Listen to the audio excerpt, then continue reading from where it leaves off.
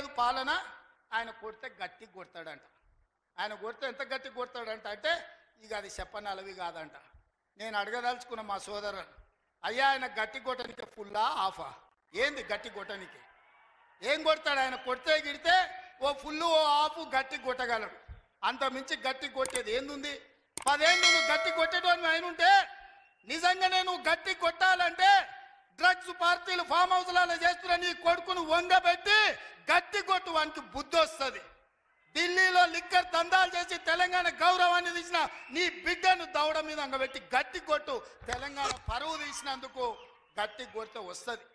కాళేశ్వరం పేరు మీద 1,00,000 కోట్లు మింగిన నీ అల్లుని దౌడ మీద అంగబెట్టి కొట్టు గట్టిగా, అప్పుడు వానికి బుద్ధి వస్తుంది, సిగ్గు వస్తుంది. తెలంగాణను ముంచినందుకు గట్టి కొట్టేది ఉంటే నీ ఇంట్లో కొట్టు, వాళ్ళని దారిలో పెట్టు.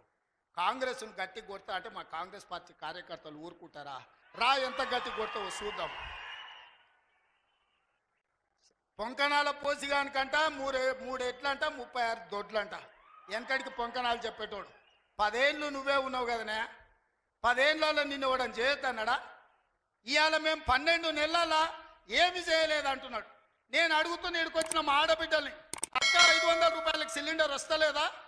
ఆర్టీసీ బస్సులో ఉచితంగా మీరు బస్సు ఎక్కుతారని టికెట్ అడుగుతురా? ఆ ఎల్ల అమ్మగారింటికి పోవాలంటే ఇంటి ఆయన కిరాయి పైసలు అడగాలి. అమ్మవారి గుడికి పోవాలంటే పక్కింటోళ్ళు తోడు రావాలి. ఇవాళ 500 రూపాయల సిలిండర్, ఆడబిడ్డల కార్తీలో ఉచిత ప్రయాణం, 200 యూనిట్లు ఈరోజు ఉచితంగా కరెంటు, 25,50,000 రైతులకు 21,000 కోట్ల రూపాయల రైతు రుణమాఫీ చేసినాం. రైతు భరోసా కేసీఆర్ ఎగనామ పెడితే వచ్చిన ఎంబడే 7,625 కోట్ల రూపాయలు ఇవాళ రైతు భరోసా మొదటి విడత ఇచ్చినాం.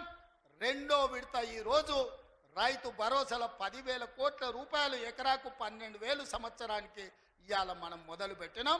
మార్చి 31 లోపల ఈరోజు రైతు భరోసా నిధుల్ని రైతుల ఖాతాలో వేయదలుచుకున్నాం. నిరుద్యోగ యువకులకు 55,000 ఉద్యోగాలు ఇచ్చినాం. ఇవాళ ఆడబిడ్డలకు, మహిళా సంఘాలకు పాఠశాలలు నిర్వహించుకోనికే అమ్మ ఆదర్శ పాఠశాల ఇచ్చినాం. ఇవాళ పాఠశాల పిల్లలకు బట్టలు కుట్టే పని ఆడబిడ్డలకు ఇచ్చినాం. ఇవాళ 1000 మెగావాట్లు సోలార్ విద్యుత్తు ఆడబిడ్డలకు ఇవాళ నిర్వహించుకోవడానికి ఇచ్చినాం. ఇవాళ మహిళా సంఘాలకు 600 బస్సులు కొని ఆర్టీసీకి ఇవాళ కిరాయిలకు పెట్టే అవకాశం మా ఆడబిడ్డలకు ఇచ్చినాం.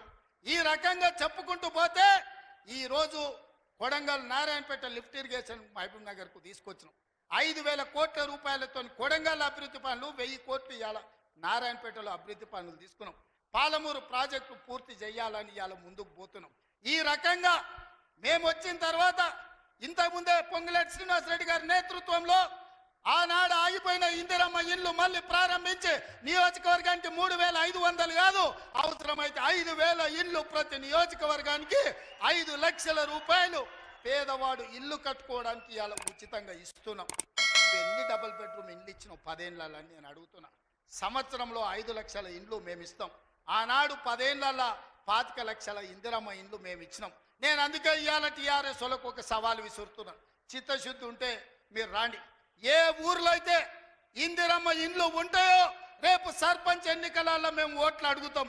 ఏ ఊర్లో మా ఇందిరమ్మ ఇండ్లు లేవో మేము ఎన్నికల్లో పోటీ చేయం. నువ్వు నీ డబుల్ బెడ్రూమ్ ఇండ్లు ఉన్న ఊర్లలోనే నువ్వు పోటీ చేయాలి. నీకు దమ్ముందా? ఇక మనం చూసినాం నిన్న రేవంత్ రెడ్డి గారు మహబూబ్ నగర్లో మీటింగ్ పెట్టిండు. ఆడ అడగోలు మాటలు మాట్లాడిండు. ఇక నోరుంది కదా అని గంపగయ్యాల లెక్క ఒర్రుడు తప్పితే అందులో విషయం ఏం లేదు. అయితే ఇవాళ రైతన్నలకు, తెలంగాణ వ్యాప్తంగా ఉన్న రైతన్నలకు తెలవడానికి నేను ఒక విషయం చెప్పదలుచుకున్నాను. ఎప్పుడైతే ఆంధ్రప్రదేశ్ ముఖ్యమంత్రి చంద్రబాబు నాయుడు గారు, రేవంత్ రెడ్డి గారు ఇద్దరు కూడా ప్రజాభవన్లో మీటింగ్ పెట్టుకున్నారో ఆ తర్వాత ఇమీడియట్గా పోయి చంద్రబాబు నాయుడు గారు నేను గోదావరి నుంచి నీళ్లు తీసుకొని బంకచెర్ల నుంచి తీసుకుపోతానని ఆయన ప్రకటించిండు. నాకు అర్థమవుతున్నది ఏంటంటే ఇది ప్రజలందరూ కూడా నిశ్చితంగా గమనించాలి. ఆ ప్రజాభవన్ మీటింగ్ పెట్టుకొని రేవంత్ రెడ్డి గారు చంద్రబాబు నాయుడు గారికి బ్రీఫ్ చేసిన తర్వాత చంద్రబాబు నాయుడు గారు ఈ బ్రీఫ్డ్ మీ అని చెప్పి బయటకు పోయి బంకచెర్ల మొత్తం కూడా ఆ రిజర్వాయర్ కడతామని చెప్పి ప్రకటించారు. ఎన్ని టీఎంసీలు తీసుకుపోతారట?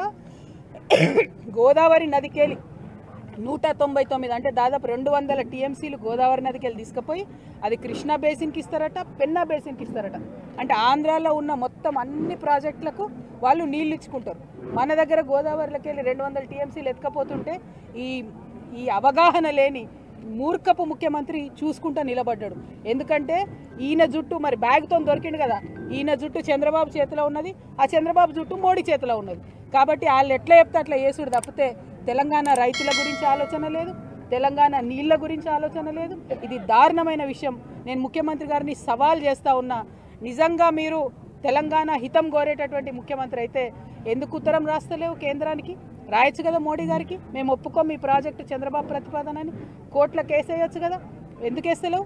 కేసీఆర్ గారు ఆనాడు రాయలసీమ ప్రాజెక్టు కడితే స్వయంగా తనే పోయి ప్రధానమంత్రికి కంప్లైంట్ చేసిండ్రు, ఉత్తరం రాసిండ్రు, గ్రీన్ ట్రిబ్యునల్ కేసు వేసిండ్రు, స్టే తీసుకొని వచ్చిండ్రు. ఎస్ఎల్బీసీ రైట్ కెనాల్ విస్తరణ చేస్తే ఆనాడు కూడా ఉత్తరం రాసిరు, దాన్ని వ్యతిరేకించారు. నాగార్జున సాగర్ రైట్ కెనాల్ విస్తరణ చేపడితే ఆనాడు కూడా దాన్ని వ్యతిరేకించారు, ఉత్తరం రాసిరు. పోతిరెడ్డిపాడు హెడ్ రెగ్యులేటర్ విస్తరణ చేపడితే ఆనాడు కూడా దాన్ని వ్యతిరేకించారు, ఉత్తరం రాసిరు, ప్రధానమంత్రి దగ్గర పోయిండ్రు. మరి నువ్వెందుకు పోతలేవు చంద్రబాబు నాయుడుకు వ్యతిరేకంగా? నీకు తెలంగాణ రైతుల కంటే ఎక్కువ ప్రేమ చంద్రబాబు నాయుడు మీద ఉన్నదా? గురుదక్షిణ చెల్లించుకుంటున్నారా? మా తెలంగాణ రైతుల ఉసురు తీసి మా కృష్ణా గోదావరి జలాల్లో వాటాను తీసి చంద్రబాబు నాయుడుకు మీరు గురుదక్షిణ చెల్లించుకుంటున్నారా అని ఇవాళ రేవంత్ రెడ్డి గారిని నేను ప్రశ్నిస్తూ ఉన్నాను. మీరు కనుక చిత్తశుద్ధి ఉంటే, తెలంగాణ ముఖ్యమంత్రి మీరు నిజంగా ఈ రైతుల మంచిని కోరుకుంటే ఇమీడియట్గా కేంద్ర ప్రభుత్వానికి లెటర్ రాయాలి. ఆ 200 టీఎంసీల నీళ్లు తీసుకుపోవడానికి ఒప్పుకోము. ఎట్ ఎనీ కాస్ట్ తెలంగాణ రైతాంగం అంతా కూడా మీ మీద ఉద్యమం చేస్తుంది. మీ చిత్తశుద్ధిని, మీ నిజాయితీని నిరూపించుకోవాలంటే ఇమీడియట్గా మీరు కేంద్రానికి కంప్లైంట్ చేయండి, అవసరమైతే కోర్టుకు పోండి, ఆ ప్రాజెక్టులను ఆపండి. ఇక్కడ తక్షణ సమస్య